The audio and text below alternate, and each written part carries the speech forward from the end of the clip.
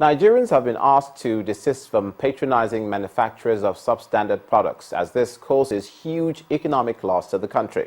This message was given by officials of the Standards Organization of Nigeria, who say that continuous patronage of these products will serve as a setback to job creation and poverty reduction. The head of operations, Mr. Nelson Adebi, says that the loss of over 1 trillion naira to the importation of substandard products must be reversed. It's not a street carnival, but a work to reawaken the consciousness of Nigerians to always patronize goods that are of standard. Street after street, officials of Standard Organization of Nigeria distributed flyers to drive home their message of the economic loss caused by patronage of substandard products. Nigerians should know that if they patronize substandard products, they are not creating jobs for their people, they are wasting their monies, and they are not helping the economy. So Nigerians should ensure that they look for substandard products anytime, anywhere. And in case they discover or suspect a product, they should complain to SON. The purchase of substandard products by Nigerians is said to have led to an estimated loss of 1 trillion naira annually. This trend is what officials of Standard Organization of Nigeria hope to address through its regular enforcement exercise. The money used for import is Nigeria's money. It's our resources. The more we import substandard products, the more we bring in waste to the economy, and the more we are sending people out of their jobs. So it is as good as staying good, buying what is good for this country. Because the more you get out to get what is needed, that will impact on the economy. The more Nigerians will be liberated, economic-wise. The message here is clear. Insist on patronizing standard products for a developed nation. It remains to be seen if Nigerians will yield to this advice in the interest of all. Today marks the 3rd year of the commemoration of the International Day of the Girl Child. Now, on the 19th of December 2011, the United Nations General Assembly passed a resolution declaring the 11th of October the International Day for the Girl Child. This day was commemorated for the first time the following year, on the 11th of October 2012. In Abuja, Nigeria's federal capital territory, rights activists today walked through major streets to mark the occasion. Now, according to them, the Nigerian state has not accorded the Nigerian girl child the needed attention due it in society.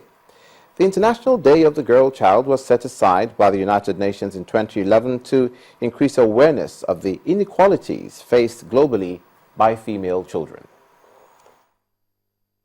October 11 every year was adopted by a resolution of the United Nations General Assembly in 2011 to mark the International Day of the Girl Child. The theme for this year's celebration is empowering adolescent girls, ending the cycle of violence. According to the UN, about 120 million girls between the ages of 15 and 19 globally are victims of physical abuse. In Nigeria, such abuses include rape, kidnapping, societal discrimination, which often lead to lack of education for the girl child, practices that these activists have condemned. The world is marking the Girl Child Day today because there is need for us to have our sisters believe that they are part of us. You don't send them to the streets, you don't send them to the market. They are not to be sent to go and hawk. The girl child is a fundamental part of the society. There is nothing you will say about, oh, he's a man, he can get education to the highest, but he's a lady, he needs to stop at the secondary school, that, or he needs to stop at the primary school, or his office is the kitchen. No, the girl child deserves better. We have discrimination, we have societal challenges whereby they think that we are not worth it or we are not capable of doing things. But I want to let them know that we are capable and we can do all things without men. While commending the Nigerian government for including women in its administration, Activists say more opportunities should be given to the girl child. We are appealing that programs and policies be implemented, be designed and implemented to bring the girl child at par with the male counterparts. We cannot keep sending our daughters to the farm, to the market, and to the street to go and hawk. 3 years after this day was set aside, many are beginning to see the importance of a girl child in the society. With this kind of awareness created every year, the expectation is that the girl child will be recognized the same way our male counterparts are respected around the world. The walk by activists in Abuja clearly speaks about the problems bedeviling the girl child. Our next report, however, gives a more vivid picture of how grave the situation is. Our correspondent Victoria Idu reports. Since 2012, the United Nations marks 11th of October as the International Day of the Girl Child. The day promotes girl rights, highlights gender inequality, and addresses the various forms of discrimination and abuse suffered by girls around the world.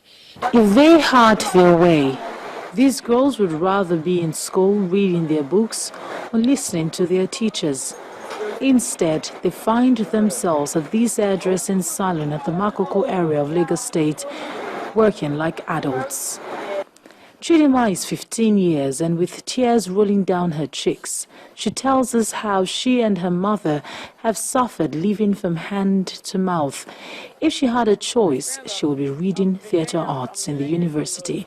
I easily fall sick, and she really wants to back me, take me to the hospital and all that. So I have to do all this to help my mom. Dorcas, on the flip side, says she was married off to a man by her parents when she was 15 years.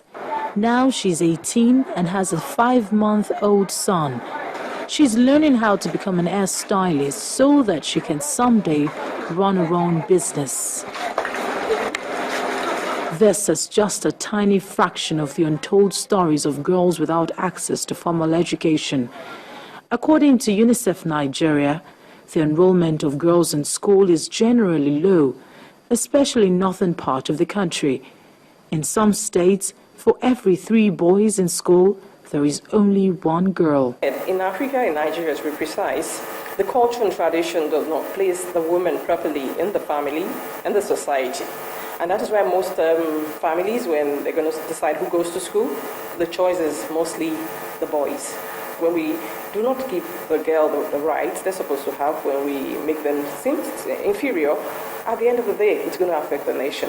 Many girls do not attend school because their labor is needed either as helps or to bring additional income into the family. This, according to the Child Rights Act, is against the law, as no child who is below 18 years must be allowed to work. Under the Child Rights Act and the Child Rights Convention, which Nigeria is a signatory, and we have ratified the law, a child is only permitted to work within his immediate family environment. So where a child is brought, for instance, from the eastern part of Nigeria to a house in Lagos to serve as a house help, and that child is working, she's not going to school, her labor is being paid for, and the third party is benefiting, it is an offense under the NAPTIP law. Only recently, over 290 girls were abducted in northern part of Nigeria in what is believed to be an attempt at discouraging girl-child education. United Nations statistics shows that 25% of adolescent girls in developing or low-income countries live in extreme poverty. Many of these girls who ought not to be pregnant will otherwise have become pregnant. Some not in marriage and some within marriage. And you and I know that those girls who are married off at that tender age do not have capacity for consent because they don't understand what they are going into. So in terms of the total outlook, I can say that there is a lot that we need to do as a nation. The United Nations Information Center, UNIC Lagos, led by the Public Information Officer, carried its campaign for the education of the girl child with the CNN film Girl Rising. What we need here at the United Nations Information Center, UNIC Lagos, is to join forces on this very day, which is International Day for Girl Child. And we are talking today, showing movies, ideas, connecting, to see how to change the attitude that women are inferior. Girl Rising is a groundbreaking CNN film that spotlights the stories of 9 girls who were born into unforgivable circumstances but made their way to get an education. What would you like to be when you grow up? I would like to be a doctor when I grow up. She says that she would like to be a doctor when she grows up. That's a big dream. Without education, achieving that dream would be impossible. That's why education of the girl child is absolutely important and the bedrock of our society for a better generation. Victoria Idowu, reporting for Channels Television News. And now joining us on the news at 10 is Mrs. Ngozi Nwosu-Juba of the Vision Spring Initiative, which is a non-governmental organization that focuses on engendering education. You're welcome to the news at 10 tonight. Thank you very much. Malala Yousafzai is still a girl child. She just won the Nobel Prize. When she came to Nigeria, one of the, I expect, the reasons why they gave her the Nobel Prize is drawing attention to the fact that education is important. What's your overall view of how the girl child in Nigeria is being educated? Okay, thank you very much. I think that, as you have said and cited an example of Malala, education is critical for human development, and it's a shame if we don't give it all the attention that it requires. I think that as we mark the 3rd year of International Day of the Girl Child, there's need for us to know that our educational sector has failed us. And I say that because this is the area where I work in, and I'm passionate about young people's education. And I was reading a report produced by British Council in 2012, where it says that about 10.3 million Nigerians are out of school, and that record is the worst in the world. But to be fair, the federal government spends a whole chunk of money on education, appropriates a lot of money in the budget to education. What is the problem? What you just mentioned, and also what Victoria in her report mentioned, that the United Nations says that 1 out of 4 children, boy and girl, if it's a girl, she's not in school. But it happens mainly in the north. Mm-hmm. Yeah, I was actually coming there. It doesn't end with just saying, okay, we have so much money in the budget. I've been part of projects where we had to look at the budget and then move there to see how much is disaggregated and how much was actually spent. And that was in 2 years when we did budget monitoring and tracking.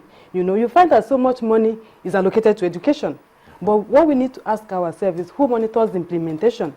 How much really comes to the school? For instance, we have chunks of money. When you don't disaggregate, it means that you can just allocate chunks of money to building of classrooms, and if you truly look at the budget, if you pay attention, you will see that things that would have happened over the years, when we have a new leadership, those things are carried forward. For instance, if we say we are building a secondary school in Ogudu, you find out that in another 4 years, that same thing would be in the budget repeated. Nobody cares to know whether it has been done.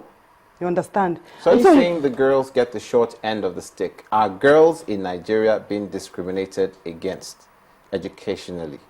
They are. Yeah. Because, education has been privatized, just like PSC. It's privatized. Okay. How many girls? I don't have any child in a public school. All right. Most girls, rich people, let's say the very rich and the government, the governors and the president, all their children are outside Nigeria.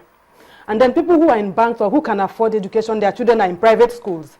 The people you have in public school are nannies, people's nannies, who they send there when they have taken their own children to school. And I say it because just 2 weeks ago, I was at the public school. I did a random sampling.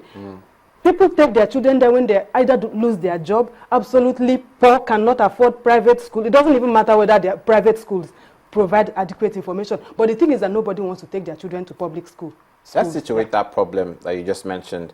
In Nigeria, the what we call house help, domestic servants, the Child Rights Act clearly states you can't use a child for labor. Child labor is illegal, but we find that there's a real demand amongst in the Nigerian populace for house domestic servants, and they get a lot of these girls from different parts of the country, bring them here to Lagos or to other places. How do you think this can be solved?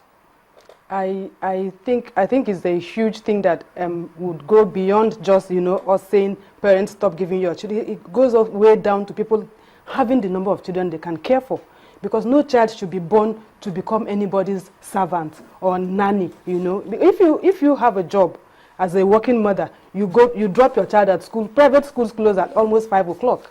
By 5:30, any woman or man would almost be rounding up to close. You know, and then we also have schools that offer preschool services, because that's one of the major reasons why people take other people's children. Because when I went to that public school, I found out that those children take the children of their madams and bosses to school, and then they go to that public school almost like while away time. Okay. Because even what I found from some of the teachers, they just totally lack the capacity to impact knowledge. Okay, we'll just have to leave it there. Thank you so much. I've been speaking with Mrs. Ngozi Nwosu-Juba. She's of the Vision Spring Initiative, an NGO on engendering education. Still ahead on the news at 10. The Ogun State Governor, Ibikunle Amosun, embarks on a